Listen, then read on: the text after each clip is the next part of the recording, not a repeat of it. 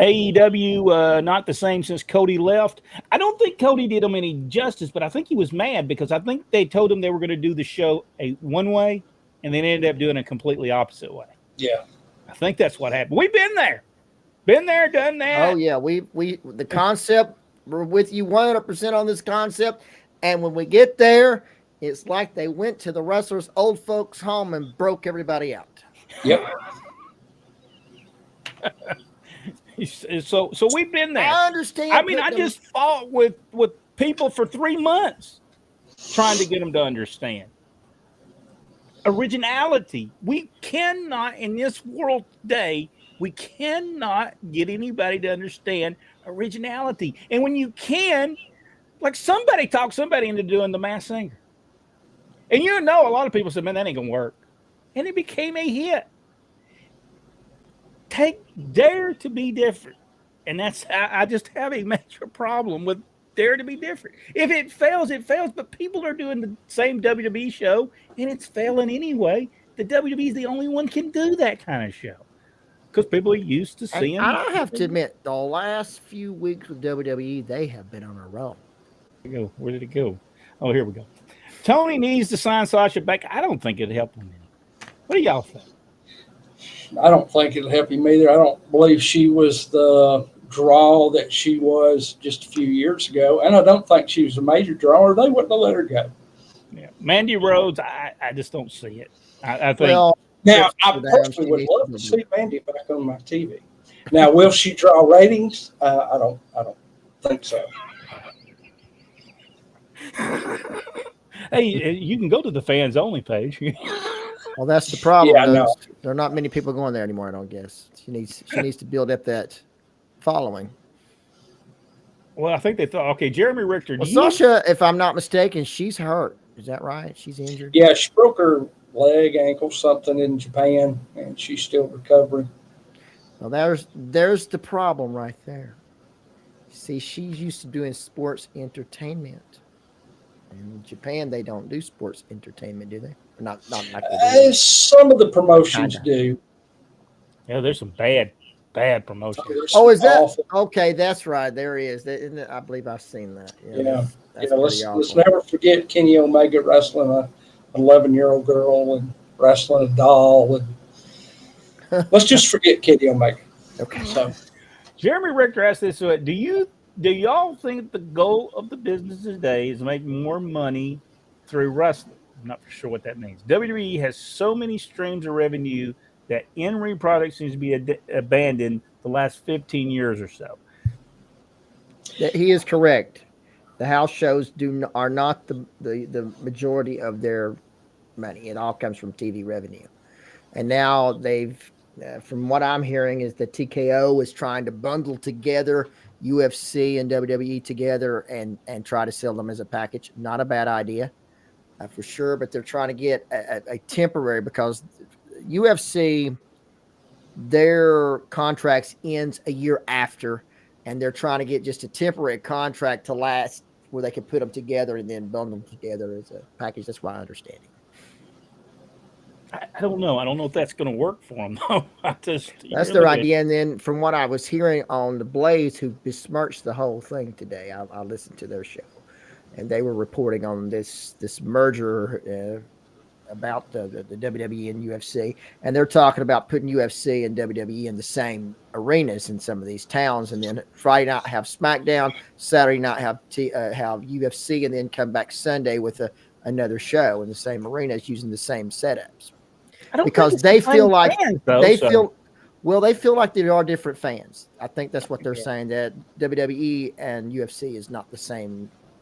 Well, one of their board members had UFC or TKO board members had said that they wanted to be able to get WWE fans to be UFC fans and vice versa. And Dana White did his business all over that. And he said, I don't know what that guy's thinking. He said, that's two totally different audiences there. He said, this should never be combined. He said, I guess I can see where he would love that to happen. He said, but that's not going to happen.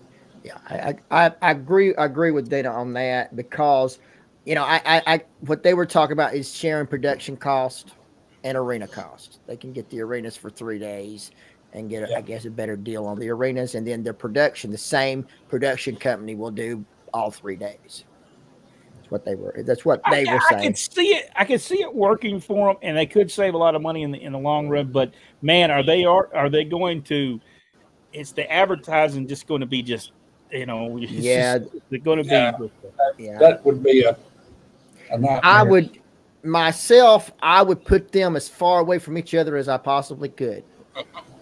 yeah. I don't think they should put them together. Because if you do want to do both of them, can you afford to go to both Are shows? they going to put the rodeo Which with it? is Because they own that rodeo business. Monster truck. Let's just do monster trucks.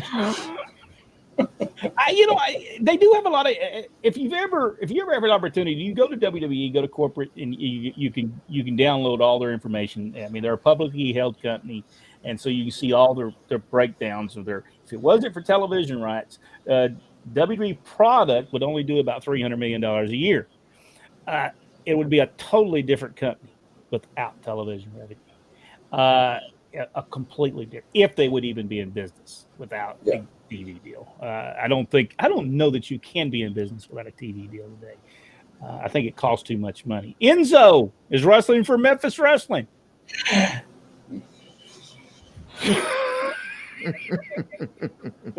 Charles Alford is with us as well, and he said a good point, whatever we were talking about. Uh, Richard Hood, all a worker has to do to make money in the business is to connect with the fans. That is true. There is a time where they're working, if they're not real good, can catch up to them. We've seen it happen. Uh, you know, because eventually people see through it, and that's when they quit drawing money. You always say, well, why did they quit drawing money? Well, they seen through that he really is a horrible wrestler. People start seeing through that.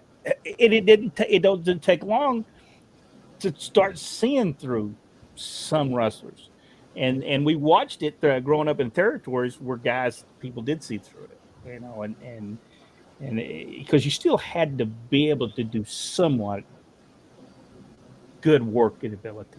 Because if you made it look really crappy, you still wasn't Yeah, gonna I'm break. not going to mention any names.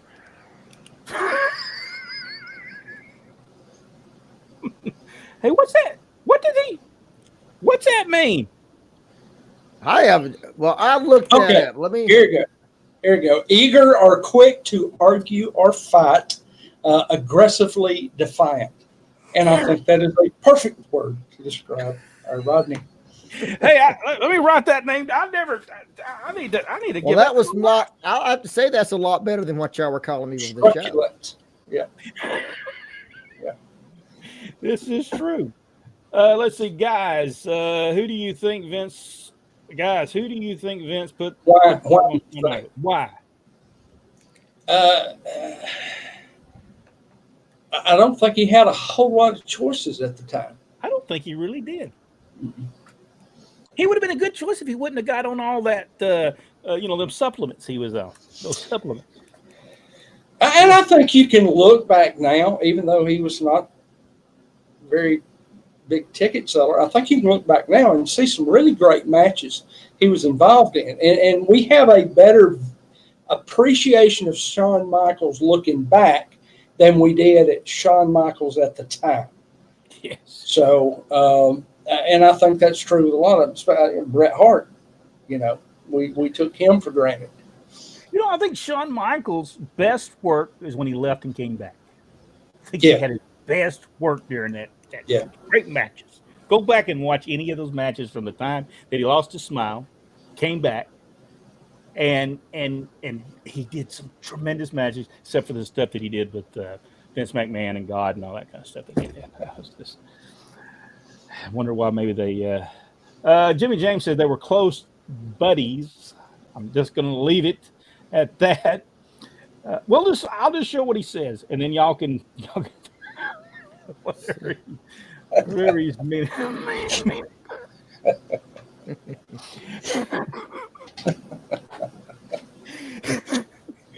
It always puzzles me how many folks doesn't think Shawn Michaels was his days Buddy Rogers down to the attitude.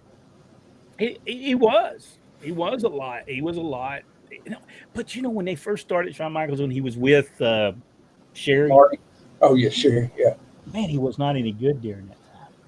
He hadn't even found his because go back and watch some of the matches he had during that time period. The boy, they were horrible because he was a tag team wrestler and they were great tag team. Say whatever they want to, but the Rockers was spectacular as a tag team. Yeah. They might have had attitude and they may have done a lot of stuff they shouldn't have done. But boy, when they got in that ring, they were they were some of the best at what they did. And you got to watch it though. That they Now, used to, right after that, did not Marty Jannetty, did they not get rid of him? yes, they did. I'm just wondering something. I hate to cause problem, as you know. I'm wondering if Ricky Morton's getting his career mixed up with Shawn Michaels. I'm not wanting to start anything, as you know, but could be. Hey, Rodney, is that? What's that word again? Truculent.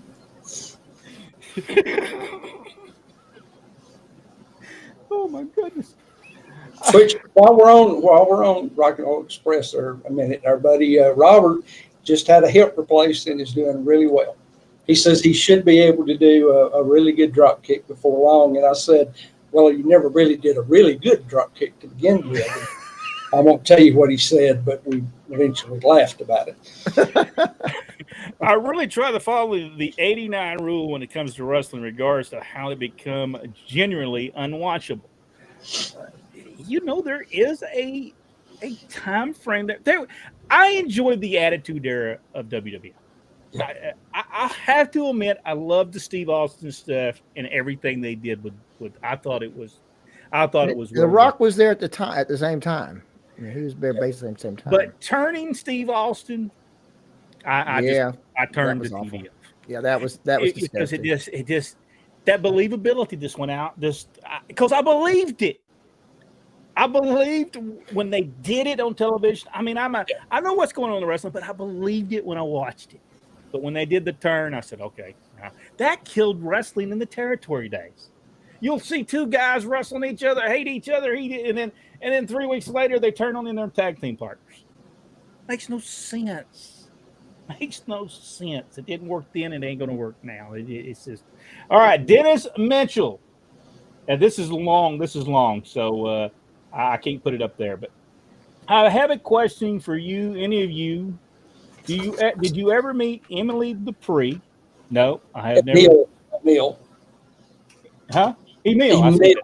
that. Emil Dupree. No. Did y'all? No. No.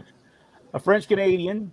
Did ever wrestle in the United States? Also, when would you get Chick Donovan and Talking Dog signing their sister's? What? We are. Okay. Yeah. I remember Jimmy Hart. That was Jimmy Hart that did that, right? Yes, I remember that. My favorite promotion, Southeastern Wrestling, Gulf Coast. Excuse me, Georgia Championship Wrestling, World Class. Hey, I forget about World Class. That was a good. World Class was a great show. Yeah, that was a great show. And it always was, even before the Freebirds there. It was a good show. What's the Dupree guy that wrestled in WWE that he thinks his significance was much more than what it actually was? I can't remember his name. His name Renee? Rene Dupree, I think. And that was his dad, Emil, who just passed away this last week. And we were going to try to get Chick on, but every time Chick gets near a microphone, he headbutts it because he can't see anything. Oh, so. Terrible. That's the way to put an eye out. Wait, I forgot to slap with those. Oh, yeah. That's right.